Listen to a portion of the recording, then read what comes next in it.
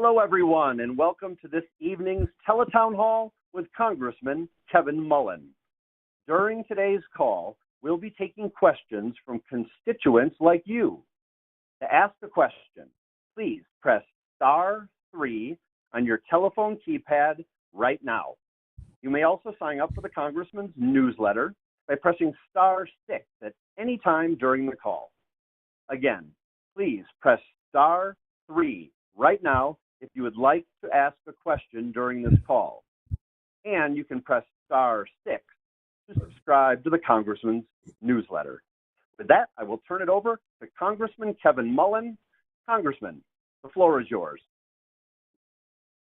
Thank you, Chris, and good evening, everyone. Thank you all for joining us. I am your Congressmember, Kevin Mullin, and I'm excited to be hosting tonight's live emergency town hall on defending California from President Trump's attacks. We've got a very special guest with us tonight. I am very honored to be joined by a former Assembly colleague of mine. He is California's Attorney General, Rob Bonta, joining us. We are going to be discussing the ongoing fights with the Trump administration, the efforts to push back on Trump's attacks on California and some of the chaos that's ensued there, and how we defend our values that we hold closest to ourselves here in the Golden State.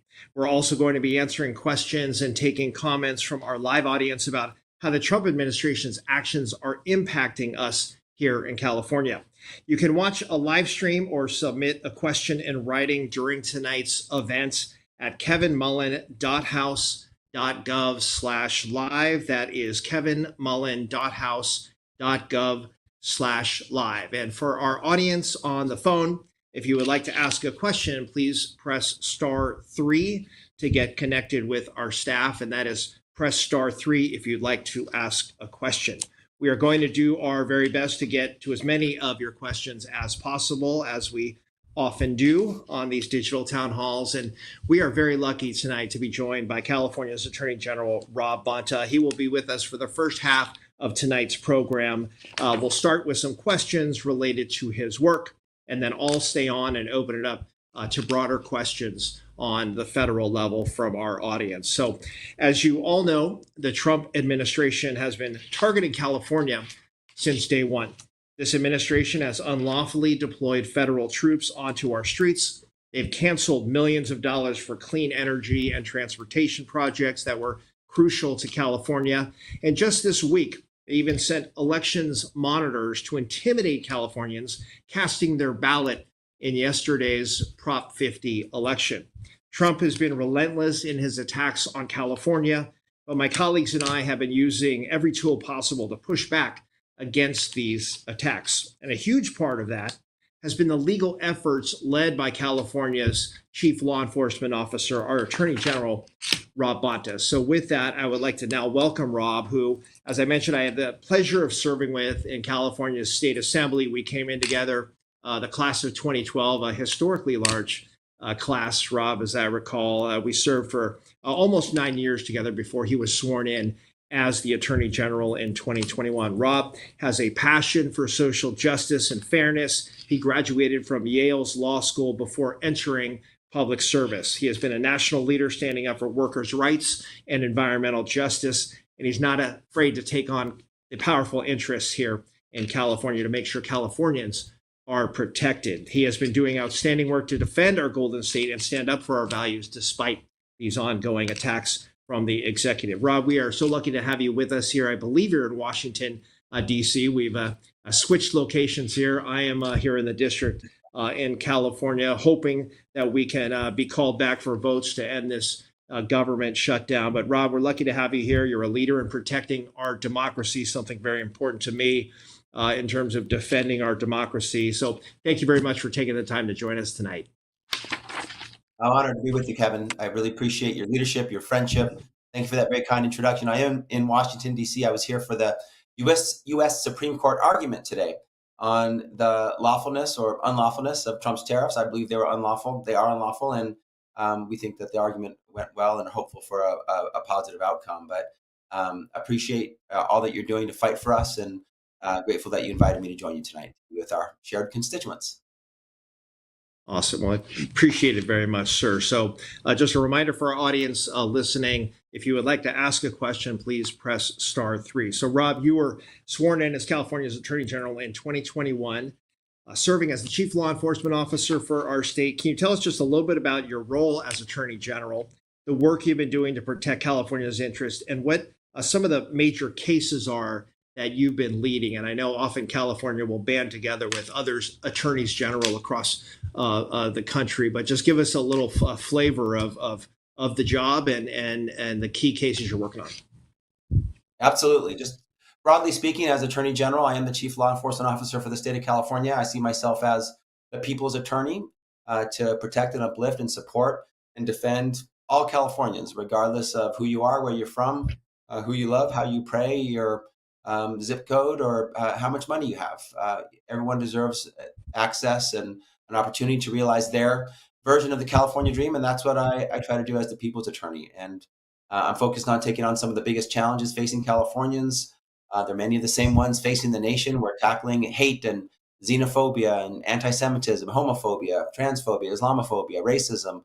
We're pushing back against right-wing ideologues who are determined to roll back our rights and our freedoms. We're taking on big corporations that put profits over people, like Meta and Amazon and Kroger and Albertsons, big oil, petrochemical companies deceiving the public about plastics. We're pushing for gun safety, taking on the gun industry, fighting for a criminal justice system that still needs to be more fair, more humane, more effective as it continues to keep us safe, tackling the climate crisis, housing, trying to build more housing in more places so more Californians can realize the dream of home ownership. And these challenges are immense. They occupy our focus during normal times, and we continue to focus on them during these very abnormal times. And I'll get into a little bit about what we're doing on the Trump front, but as AG, I've created a number of different tools and entities within our department to help advance these issues, like our Racial Justice Bureau, the Office of Community Awareness, Response, and Engagement, to be sensitive to and in touch with our diverse communities to make sure that we're co-creating solutions together, hearing about problems. I also created the Office of Gun Violence Prevention in California, our Housing Justice Team to promote the building of more housing in more places. I created a post-conviction justice unit and a California Reentry Roundtable to inject our criminal justice system with more fairness.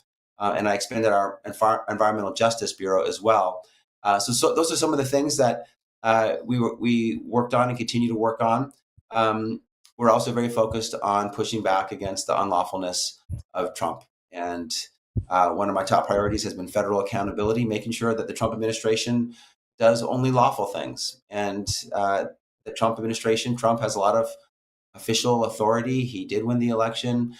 He could advance his agenda lawfully, but he may never advance it unlawfully. And so we meet him at the boundary of his authority, and we say, you cannot cross this line. We hold the line, and we say, you shall not pass here and enter into this area of unlawfulness. He very much wants to have authority that is not his. He wants Congress's power of the purse. He wants Congress's power to tax, including to pass tariffs, and he wants to infringe on sovereign state rights. And so we've been in multiple lawsuits, specifically 46 lawsuits in 41 weeks, more than one a week, not because we want to sue him once a week. We don't want to sue him at all, because that would mean he's following the law and complying with the Constitution.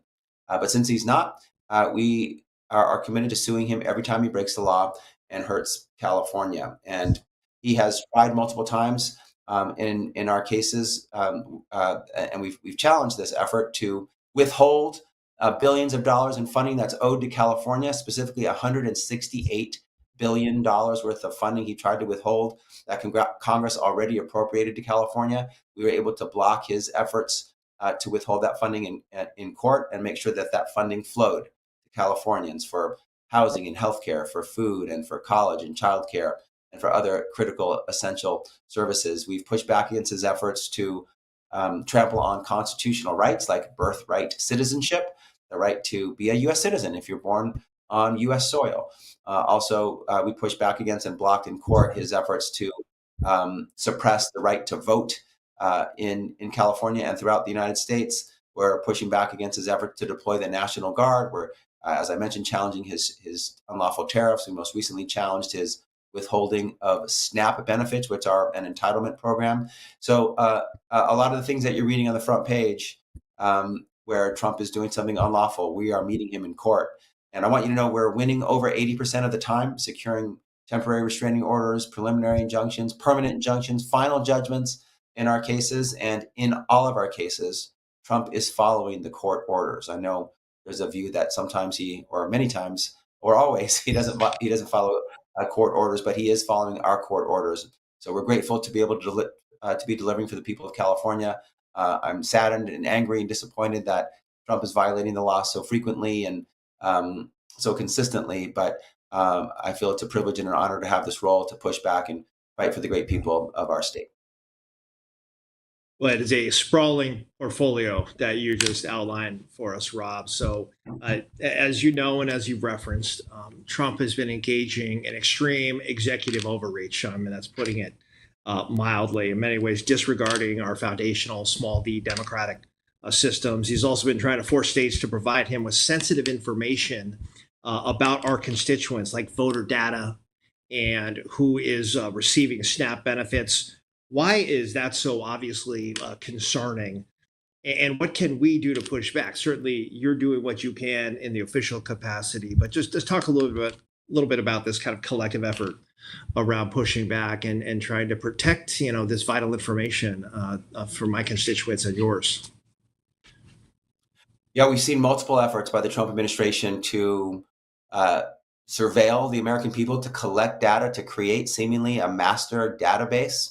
And they did it through Doge early on, trying to access the bank account information and social security numbers of Californians and Americans. He's tried to get additional data through the SNAP program, through Medi-Cal, through requesting voter files and voter rolls. And it appears that they're trying to create a master database that's shared across all the different departments and agencies in the U.S. government, and in particular to be shared with ICE, to be shared with the Department of Homeland Security for immigration enforcement purposes. And that violates the law. Each of these programs has their own statutory framework, like the SNAP statutory framework, which says it contains the data being collected for the purpose of determining eligibility and providing benefits, not for immigration enforcement. So we've met Trump administration in court when they've made these unreasonable requests, and we've been able to block them multiple times from being able to access this data. And these actions by the federal administration threaten privacy, they threaten civil liberties, the integrity of our democratic systems, and states can't and shouldn't be forced to compromise their residents' personal information. In the example of SNAP, the administration has taken a program meant to feed families and it's turning it into a tool for fear. And that's just not a broken promise. That's a complete betrayal. So while Republicans in Congress have made it clear that they're just fine with letting that happen, they've been supine, as have Republican AGs, completely deferential, knee bent, full capitulation and acquiescence to whatever Trump wants, whenever he wants it. Grateful that our Democratic Congress members, like Congressmember Mullin and his colleagues, are pushing back and fighting back, and Democratic AGs are as well. Your privacy matters. Your data should be protected. You have civil liberties that deserve to be protected, and if they're violated, we should go to court to vindicate those rights. So we'll continue to push as hard as we can in court to protect your privacy. So as a reminder for our audience on the phone, if you would like to ask the Attorney General a question, please press *3. We'll also be getting to some of the written questions that have been submitted online in just a bit. So Rob, we've seen Trump manufacture chaos on our streets, then try to use that as a pretext to deploy the National Guard in Los Angeles, Washington, D.C., Chicago, Portland. Many of us here in the Bay Area were very concerned about federal deployments here. That did not come to pass, and he pulled back on that. But what are your general thoughts on these deployments? And do you have any thoughts, Rob, on the potential for excessive force being used? These federal officers still have to abide by state laws. Of course, state officials can't interfere in a federal operation, but it's a difficult sort of legal question on that. But can you just talk in general about the National Guard deployments and how your office is approaching this reality? Absolutely. The National Guard deployments, the military deployments into American cities, the militarization of American cities is dangerous and damaging, and it's unlawful. And in the examples that Trump has presented, just to be clear here, Trump is not a king. He's not above the law. He is acting as if the National Guard is his royal guard, and that this is his personal traveling army that he can deploy where he wants, when he wants, for as long as he wants, for whatever reason he wants, or for no reason at all. That is absolutely not true. It's not what the law says. There has to be a basis for deploying, for federalizing and then deploying the National Guard. There has to be something that is exigent and that is an emergency, like a rebellion, and or an invasion, or the inability to execute the laws with the regular forces is what the law requires. And in our view, those conditions have not existed. But you're right that when Trump deploys the military, it escalates and it raises tensions instead of easing tensions, and it provokes. And it seems that he may even want that. When the Marines, 700 of them, and 4,000 National Guard were deployed to LA, they arrived to quiet streets. There were some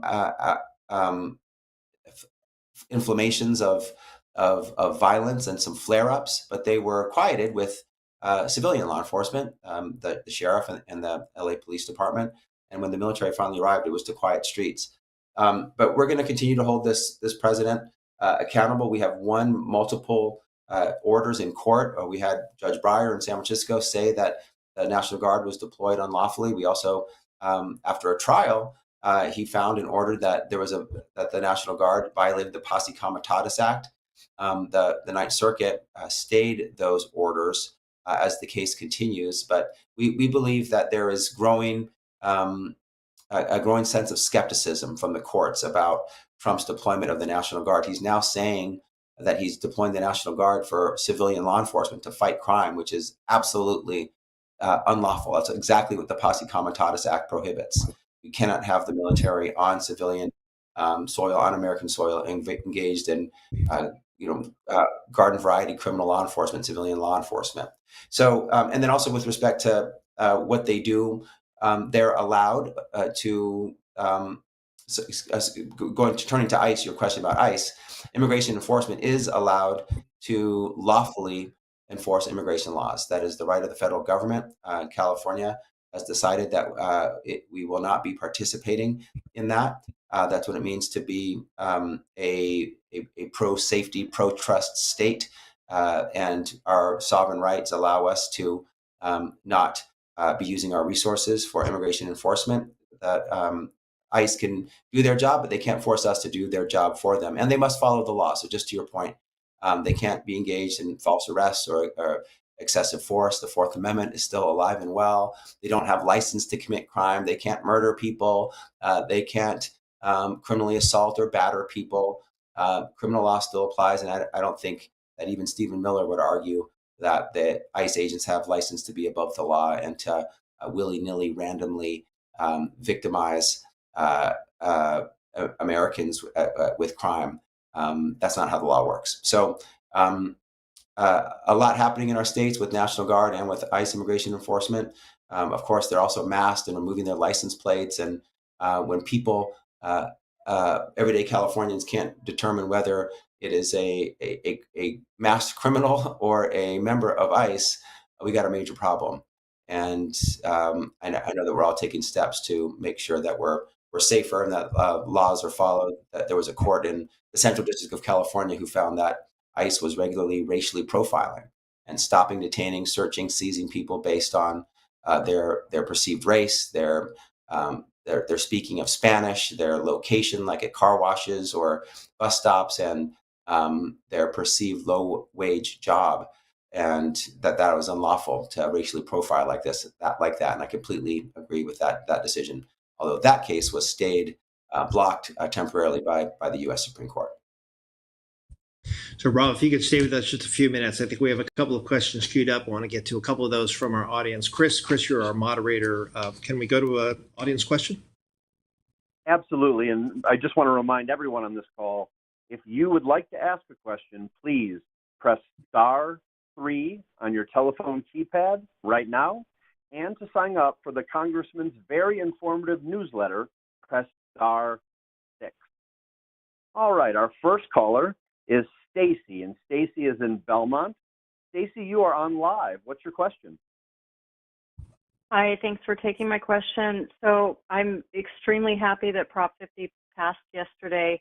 My question is, are we concerned about Trump challenging? We knew he was going to challenge it, and I was listening to Newsom on a podcast earlier today. He already knew this ahead of time, has a legal defense fund for it, but what's our concern around it? Yeah, so Prop 50 passed yesterday overwhelmingly. I very strongly believe that the voters sent a strong message and that the will of voters should be upheld. They protected Trump's unlawfulness, Trump's lies, Trump's inability to make people's lives more affordable, et cetera, et cetera. And we've had multiple lawsuits so far, all of which have been dismissed, have failed. I think there were 4 already. And so Prop 50 has been the target of lawsuits already. My team has defended against those lawsuits and gotten them dismissed. We saw another lawsuit filed today. It's being filed by the California Republican Party. And we are still assessing it. But the pattern so far has been for multiple lawsuits to be brought and multiple lawsuits to fail. So, and especially after the election with an overwhelming vote and expression of the will of the voters, I think any challenge has an even more uphill battle. But we'll assess the case. We'll do our best to defend it. And I believe that the legislature and the governor, they went through all the right steps here. They went through the legislature. They had transparent hearings in committees. They brought it to the voters. The voters voted after a special election. So it appeared to me as I was watching the process unfold and being engaged with it that all appropriate lawful steps were taken. But we'll take this case as it comes, and hopefully we'll have the same result as the prior cases, that it'll fail as well. Okay, Chris, let's go to another audience question if we can. Great, thank you so much. Our next question is an online question, and it comes from Madeline. Madeline says, what recourse is there, if any, if the Trump regime continues to ignore court orders and rulings? Thank you for that question. I want to just reemphasize that in the cases that we've brought, 46 of them, where we've secured orders and are winning 80% of the time when an order is issued, Trump's following the order. So when he tries to withhold $168 billion and we win in court, he pays the $168 billion. When he tries to undermine the right to vote or the right to birthright citizenship and we block it in court, then that order is his executive order is blocked, and birthright citizenship and full voting rights remain intact. If we win this tariffs case, the tariffs are going to end. And so he is, I know he's slow rolling and or not complying with court orders in other cases outside of our cases, but he's following all the court orders in our cases. And what happens when he's not following a court order? Well, first you move to enforce the order, and the judge issues an additional order to clarify the prior order and make sure that the Trump administration follows it. And then you can bring contempt proceedings. You can bring civil contempt proceedings where someone is put in jail. It's not criminal, but they're put in jail civilly, and they're told, you're going to sit in jail until you follow this order. You have the keys to the jailhouse door. All you have to do is follow the court order and walk out of the jail cell. That's what civil contempt is. There's also criminal contempt, which is more punitive. And so there's a ratcheting up of progressive steps to take if the Trump administration is not following court orders. And until someone is in jail and being held in contempt for not following a court order, then all of the steps have not yet been exhausted, and those tools are still available. Thank you so much. Quick reminder to everyone on the call, if you would like to get in and ask a question, please press *3 on your telephone keypad right now. Our next caller is Susan. Susan is calling from South San Francisco. Susan, you are on live. What's your question? Susan, are you there? All right, well, Susan doesn't appear to be there, but there you are. I am. Sorry. I thought you'd already taken it. Sorry about that. Yes. Hello. My question is there any way to change the pardon rules for presidents? Could we limit them some way? Or, I mean, it just seems like a free-for-all, and this president currently has flaunted the pardon rules. Is there anything that can be done for that? My other question is there also anything where we could have a president age limit? Could we change some of the rules? I know currently a president just needs to be born in the U.S. and over 35 years old. Is there any way to add any more limitations to that, like maybe not presidents over 75? Or I know that sounds ageist, but I don't know. I feel like we kind of have a senile one right now. That's my question. We'll take a quick crack at it. Yeah, no, happy to. I'll take my best crack at it. There's authority for pardon power, presidential pardon power in the U.S. Constitution. There's also the age requirements for holding office, all federal office, well, many federal offices, including Congress and the president, that are in the U.S. Constitution. So the short answer is the U.S. yes, they can be changed, and also it will be hard because it would require a constitutional amendment. It's not impossible, but constitutional amendments by design require really strong support, usually bipartisan support based on the numbers. 2/3 of each house needs to vote in support of the constitutional amendment, and then 3/4 of the states need to ratify. You could also call constitutional conventions as well, but it's a tall order usually to have constitutional amendments, but we have had them, and if there is enough will, broadly speaking, within the United States, then those rules can be changed, but they can't be changed by like a congressional statute, a congressional law. It's a higher order of authority because it's based in the U.S. Constitution, and the U.S. Constitution spells out a very specific way to amend the constitutional requirements. Thank you so much for that question, Susan. Go ahead, Chris. Go right ahead. Thank you. Go ahead, Chris. If we have another audience caller, let's go ahead and go to that caller. We sure do. Actually, we have an online question, and this one comes from Marcus. And Marcus asks, the Trump administration cares almost solely about power, money, and influence. He's diverting billions away from our state, and we've also been a donor state for too long. I'd like distribution equality. How can you claw back California's revenue? That's a tough one.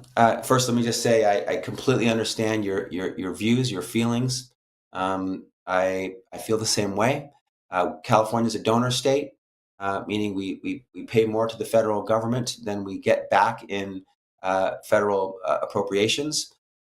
In normal times, that's not a bad thing, in my view. We are the United States of America. If we have more revenue that we're creating through our economy, the fourth largest economy in the world, and there's other Americans, our neighbors, our fellow Americans who need a little more support with their social service safety net, with food, with housing, with healthcare, then then based on uniformly applied eligibility requirements, they should receive more. That's what it means to be a nation. That's what it means to be a United States of America. Of course, Trump is receiving our donor state funds and then time after time trying to withhold those funds, or withholding them when he has discretion, like FEMA funding for the LA fires. And it's maddening. It's not fair. It's frustrating. It's wrong. It would take. I've wrestled with this question, and I'm open to someone having a better answer than me. But that we do not pay all of our federal taxes from California to one pot and then send it up to the federal government. Federal income taxes and federal taxes are paid literally by millions of people and corporations who pay directly to the federal government. So it would take a massive collective action, and it would be unlawful to not pay your taxes. So people do as acts of civil disobedience; they break the law, but it would be unlawful. So I put that out as a chief law officer, and it would take many people to have the discipline to all do it at once. I think it's very difficult to do, and maybe others have thought about this and have a better answer, but I do want to just emphasize my agreement with your feelings on this. It's not fair. It's not right. Trump is acting inappropriately, and it's wrong. And I think it's a difficult challenge to respond to. And Chris, let's go to one more call if we can while we have the Attorney General, and then we'll let him get on with his evening here. But if we have another audience question or comment online. We sure do.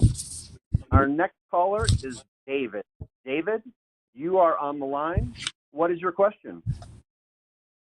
First of all, thank you, Congressman Mullin and AG Bonta. Appreciate the time. My question is this. As a young man in high school, I learned in civics about the check and balance system we're supposed to have in government: executive, legislative, and judicial. What has happened? That's my question. Thank you for your time. It's a great question. We are fighting for the fundamental components of our constitutional democracy. Like you're saying, separation of powers, checks and balances. There's three branches of government. Trump wants one. There's checks and balances. Trump wants none. And that he has this view of expansive authority of the executive branch, the unitary executive theory. It's French theory, but he and his inner circle subscribe to it. So they're always trying to expand their power. They're always trying to infringe on the authority of other branches of government, mostly Congress, but also the states.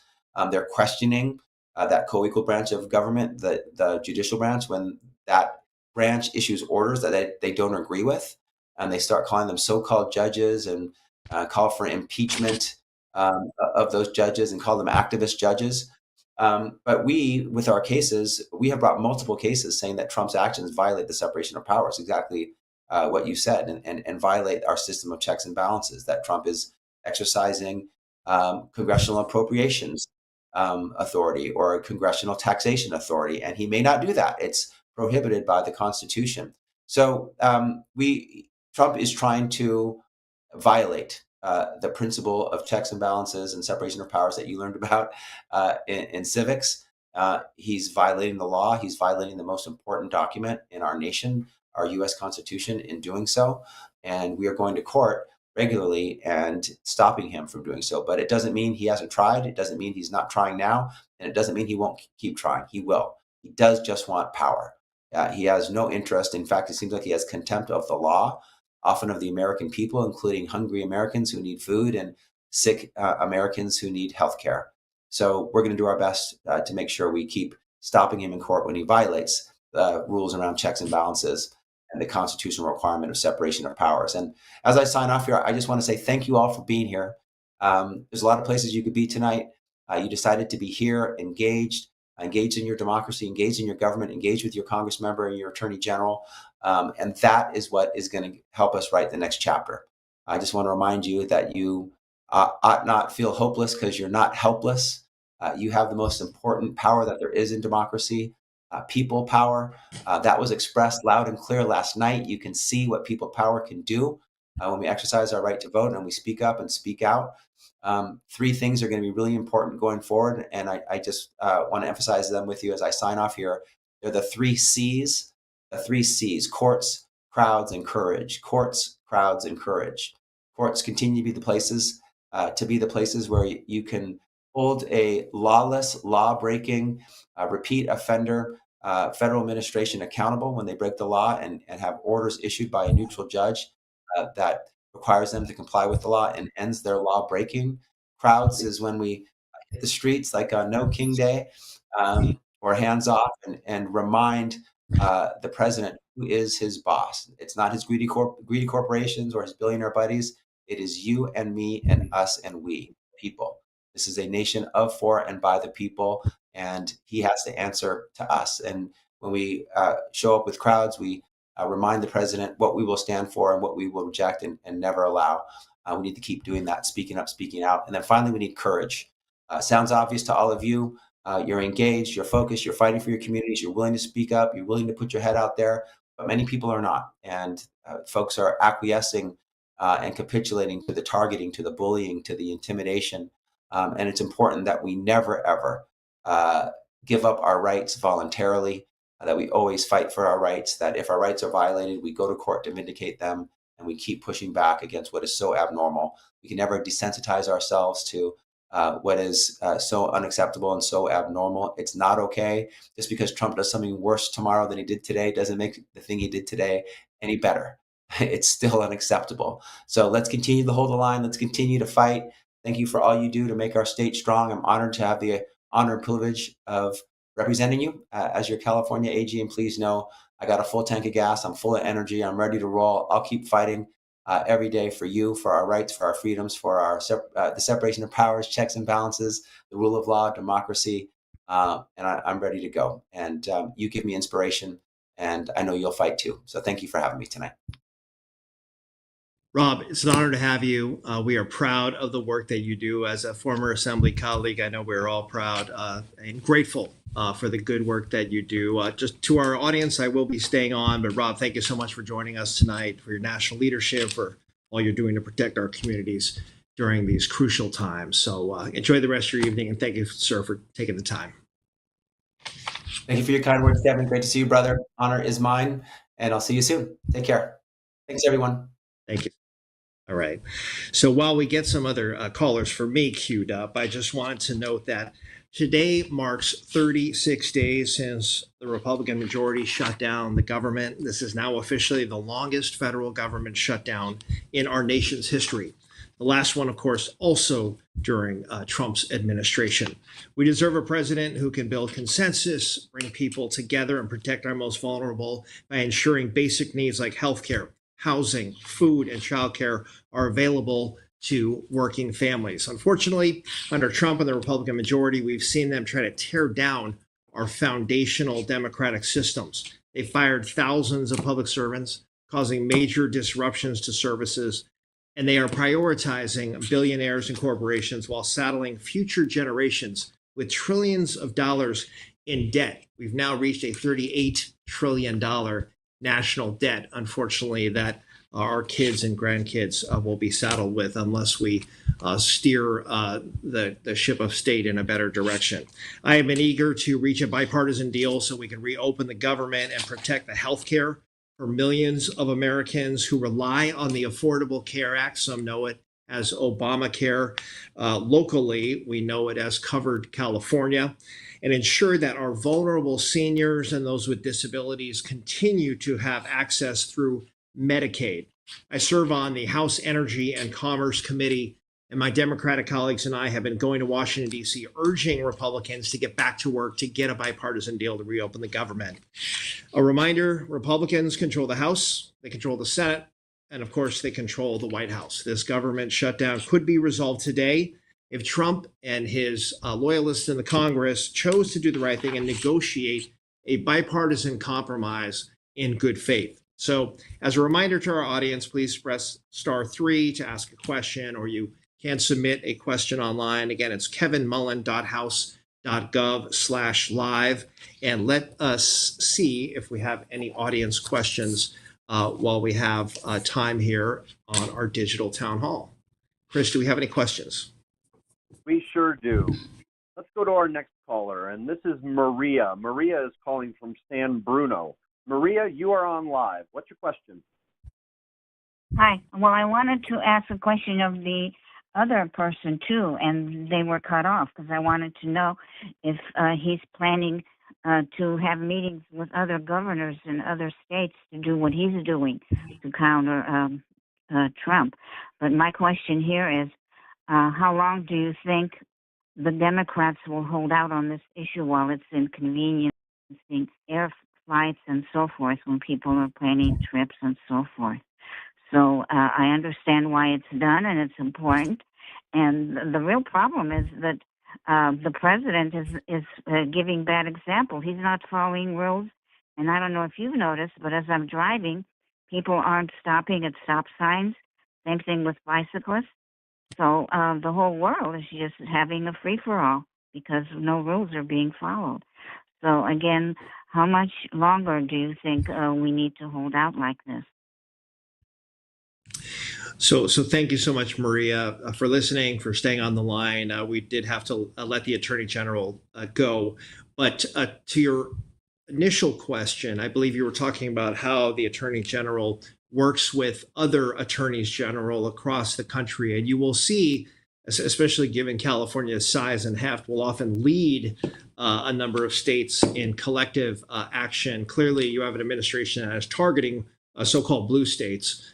So I know the Attorney General will work with other attorneys general in other states across the country to band together to bring suit on a variety of matters. I will leave it at that since I am not an attorney, and Rob would be the expert on that particular element. But yes, there is collective action and cooperation across states with attorneys general. In terms of the timeline on this shutdown, I am loath to predict when the shutdown will end. Of course, it will end at some point. It is inevitable. My hope is it happens as soon as possible. Nobody wins in a shutdown. It's not as though one party is gaining tremendous advantage over the other. The reality is you need a bipartisan compromise to reopen the government. But the key is Democrats are standing firm on health care.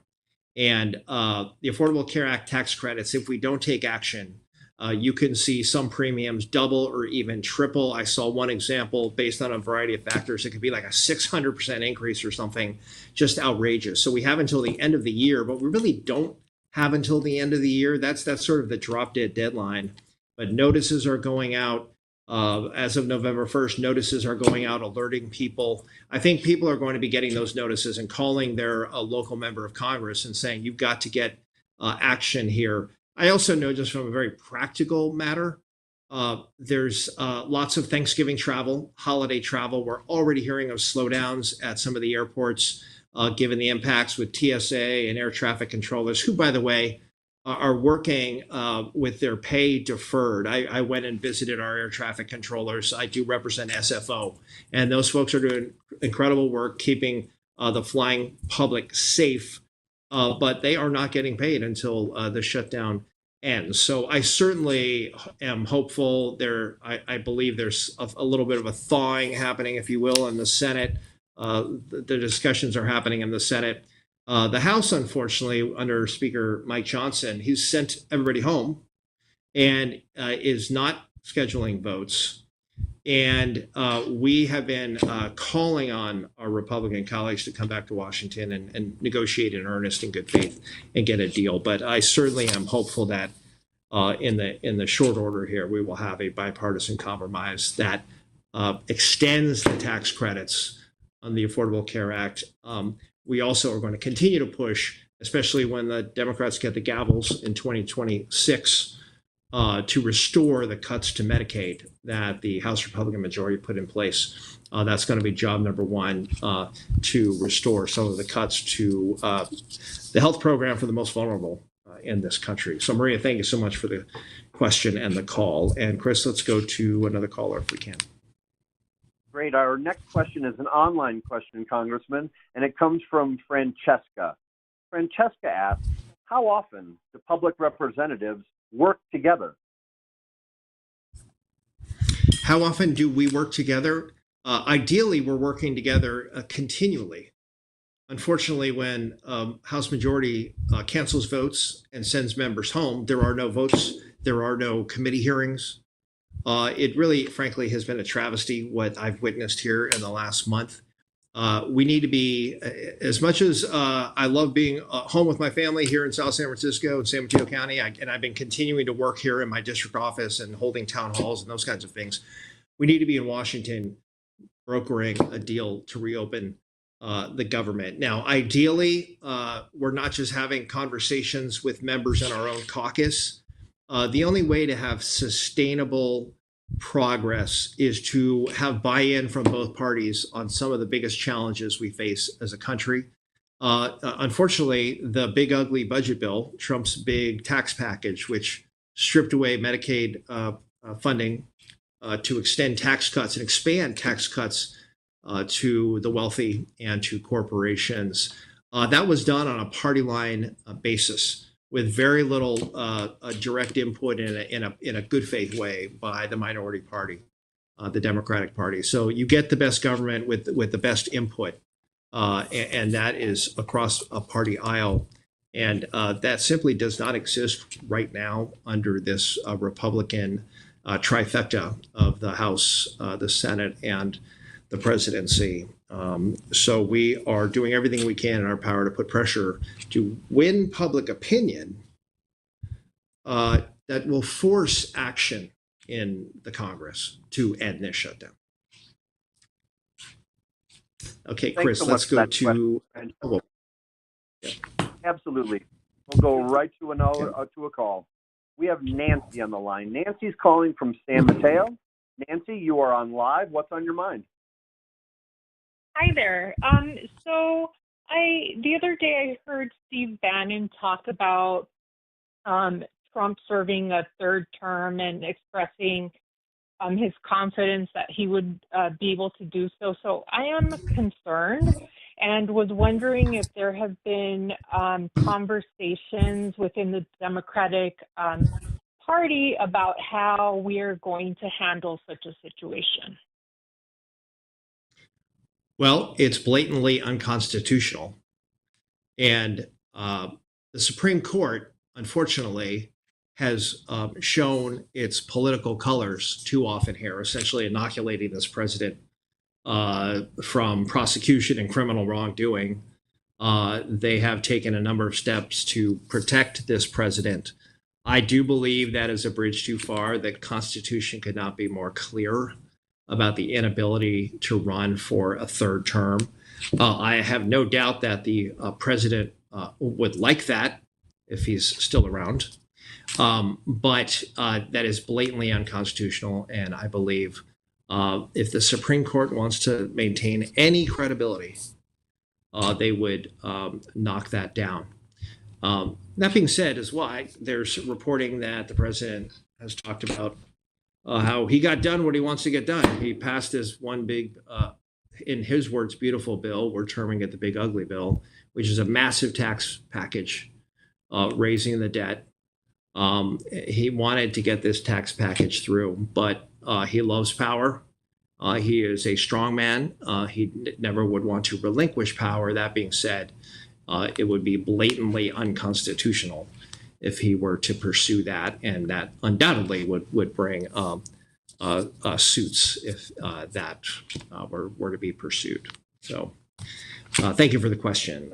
Chris, let's go to maybe one more question if we can. I'm looking at our clock here. We need to be respectful of everyone's time here, but let's try to wedge in another question if we can. You got it. Our next question is an online question, Congressman. It comes from Ron. And Ron says, how can the Democratic Party keep up the momentum from last night into the 2026 midterms? Well, thank you for that. Thank you for that question, Rob. There's no question last night was a good night for Democrats across the country. You had candidates from the far left, the progressive populist left, candidates who are moderate in tone. A couple of my colleagues, Mikey Sherrill and Abigail Spanberger, both members of the House, who are now going to be governors of New Jersey and Virginia, respectively. Excellent lawmakers. Former roommates, as a matter of fact, who are now both governors. So an excellent night. And of course, Proposition 50, which I did support, passed overwhelmingly. And frankly, I was a little surprised actually by the margin of that victory, in spite of the election monitors and some of the intimidation by the federal Department of Justice. But there's no question that the wind is at Democrats' backs. This president is like historically unpopular. If you look at just the economy, which he promised to deal with, and he promised to deal with affordability challenges and people's grocery bills and inflation. Frankly, the only thing he's done on the economic front is push tariffs, ignoring the power of the Congress, which is now, of course, the subject of today's Supreme Court hearing and Supreme Court case on the ability of a president sort of unilaterally to put tariffs in place. That has created a really damaging situation for farmers and others who are very economy dependent. And he has done nothing about affordability challenges or cost of living. We are living through a cost of living crisis, and we certainly know that here in the San Francisco Bay Area, one of the pricier places to live. So he's historically unpopular, particularly on the economy. I think he's about 37% approval. So this is a deeply, deeply unpopular president and a deeply unpopular Republican Congress that has abdicated our Article 1 powers, the powers of the purse and other Article 1 powers. We have a speaker that has sort of looked the other way as Trump has done whatever he wants. It is appalling. We need a checks and balances in place. We need a Democratic House who act as a check on an authoritarian president. And a Democratic House would effectively make Trump a lame duck after the November 2026 election. That being said, there are redistricting efforts across the country in red states and blue states. It's difficult to predict how that's going to net out.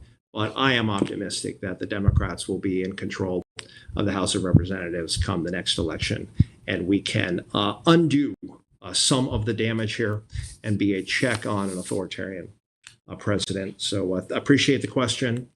The wind is certainly at the Democrats' backs on that one. So thank you so much for that question, Rob. That is the time we have this evening. Just to conclude, I would like to thank everyone for joining, for staying engaged. As I've said at my other town halls, and we will be having many of these, our democracy truly depends on all of us participating. I promise I will continue working tirelessly on behalf of you all and doing everything in my power to uphold the democratic values we hold deeply. If you would like to sign up for my newsletter, or if we didn't get to your question, I know that we had a number in the queue. If we didn't get to your question and you'd like a response, please visit the contact page on my website at kevinmullin.house.gov. We want to make sure that we address your questions and your comments. I read everything that comes in. It helps me do my job. I'm able to cite examples. We have stories that come in about healthcare impacts. I'm able to share those with my colleagues. So please continue to engage with our office. It's absolutely essential to me doing my job. It's the honor of my life to represent you in the 15th Congressional District. I'm grateful for you taking the time to listen or watch or call in. Please stay engaged with our office. Thank you so much. I'm Kevin Mullin, Congressman Kevin Mullin. Have a wonderful evening. Thanks to everyone for joining today's telephone town hall with Congressman Kevin Mullin.